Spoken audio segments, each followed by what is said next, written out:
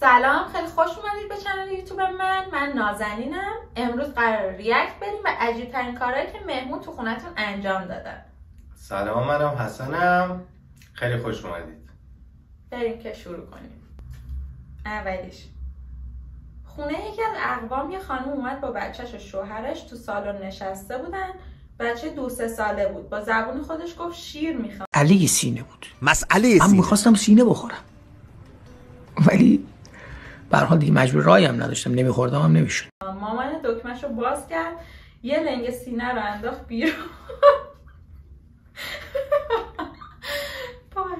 بچه میرفت 10 دقیقه دور میزد میومد، یه قلاب شیر میخورد دوباره میرفت.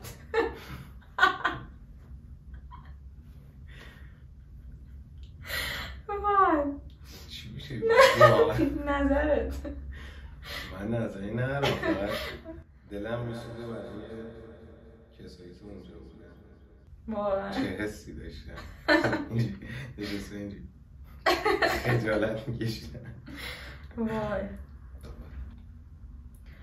مهمونا بعد شام رفته بودن طبقه بالا برای دوره همین، جز من و دختر 20 ساله افاده‌ای اونا. من یه سمت مبل بزرگ رو زمین نشسته بودم، داشتم من و تو میدیدم، دخترم اون سمت همین مبل. دید نداشتیم به هم، اما اون فکر منم رفتم بالا و شروع کرد به گوزیدن‌های متعدد تا وقتی صدام زدن و پا شدم رفتم. این الکیه. اصلا امکان نداره. چقدر زایه. یعنی من دیده بودم تو مثلا شده خودت مثلا فکر کن کسی نباشه؟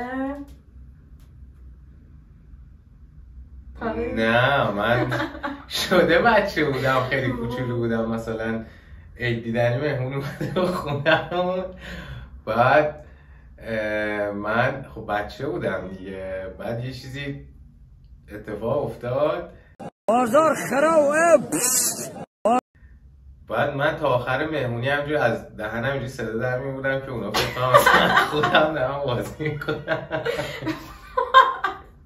ولی اینجوری نه مثلا هی فرت و فرت، ولی الکیه. نمیدونم. خب بعد شام که بالای 30 تا آدم بود، اومدیم سفره رو جمع کنیم. زن همکار بابام از تو کیفش یه گونی پلاستیک کشید بیرون، گفت صبر کنید. برداشت ته ظرف غذای همه رو ریخت توی پلاستیک، میوه شیرینی ها رو ریخت توی کیسه، گفت اینا حیف میشه، من ببرم برای غذای پس فردا. من فکر کردم میخواد بگه مثلا من اینو میبرم برای مثلا حیوانای تو خیابون که حیف نشه، یا مثلا ما سگ داریم، من دیدم چه اینجوری. آره. مثلا ما سگ داریم، من اینو میبرم مثلا برای سگم یا گربه‌م. منم دیده بودم اینجوری، ولی غذای مثلا نو رو برمی‌داشتن، نه اینکه همه رو برای خودش و شوهرش، یا اصلا برای همه رو. برای همه رو. اصلا برای خودش و شوهرش هم باشه خب خیلی. بعد تو کیسه. زشت و اصلا اینجوری زیاد هستن. من اینجوری دیدم. مهمونمون یه پسر بچه 6 ساله داشتن، چوسید انداخت گردن من. اومد کنارم زد و در رفت، همه فکر کردن کار منه. یه بارم دولا شده بودم، چای میدادم، از پشت لگد داد تو ماتحتم، مثل پیپی پنج شدم. دیگه هر وقت میان خونمون به مامانم میگم بگو نیست. من 27 ساله از بچه 6 ساله فراریم. مامان باباشم هیچی بهش نمیگن. اول میتونم فقط یه چیزی بگم که خیلی باید بدبخت باشی که طرف ازت 20 سال کوچیک‌تره و این اتفاقا بیفته. بعد کلا بچه فامیل همینه. نه آخه این دیگه خیلی تخم جنه. میدونی مثلا من داشتم مثلا پسر خاله من خیلی پر رو بود، مثلا این کارو میکنم، مثلا من نشسته بودم میزد در میرفت، من میگرفتم میزدم مثلا گیرش میوردم، ولی اینکه بخوام فرار مثلا بگم مامان اینجوری خیلی باید بدبخت باشی. بچه‌هاتون خوب بزرگ کنید بدون حداقل از خودشون دفاع کنن. آره. ساعت 3 شب یواشکی بلند شدن، تو تاریکی رفتن در یخچالمون رو باز کردن، جعبه شیرینی که خودشون آورده بودن تا ته خوردن. خب خب چرا آخه؟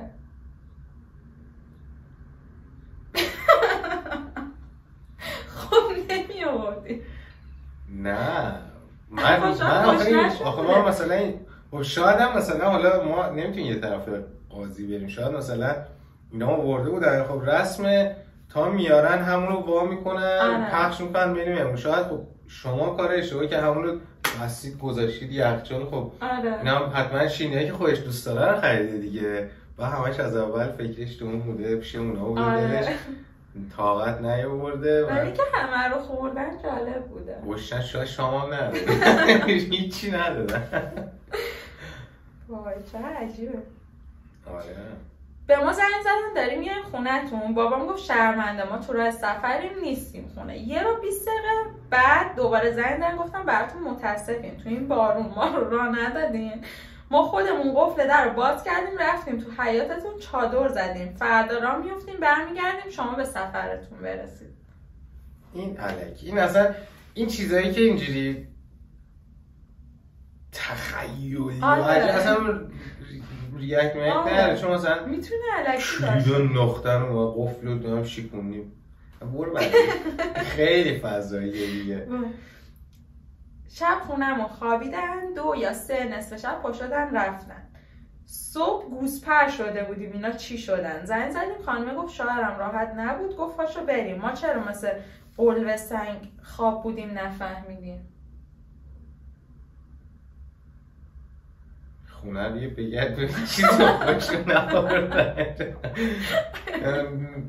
از اول نمیمونی. مثلا من خودم اصلا راحت نیم من مثلا بالشم نباشه اصلا نمیتونم بخوابم ولی دیگه موندی لام از سر دیگه 10 ساعت موندی دیگه 2-3 ساعت وقت به خاطر راحت نبودیم نمیموندی. احتمال چیز بوده باد کرده بوده شاید.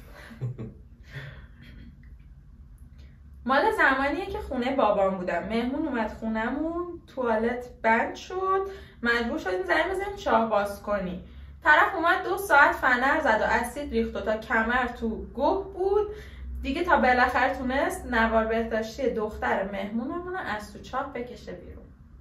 این رفتارها از شما بعیده. شما بچه‌های کوروش کبیری مدعی هستین باید نهایت فرهنگ خوبی اصیل ایرانی داشته باشین.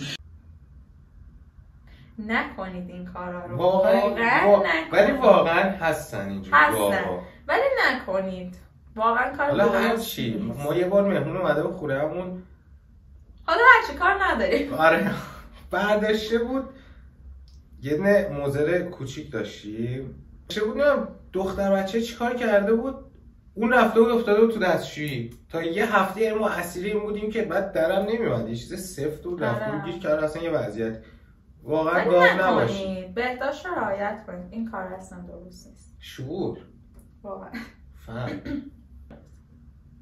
عموم با خانومش و بچهش اومده بودن خونمون. ما شام کشیدیم گفتیم بفرمایید سر میز که زنمون گفت وا مهران نگفته بود شام دعوتی مهران اسمش من نمیخورم. بعد ما همه نشستیم سر شام اون نشست رو مبل ما رو نگاه کرد.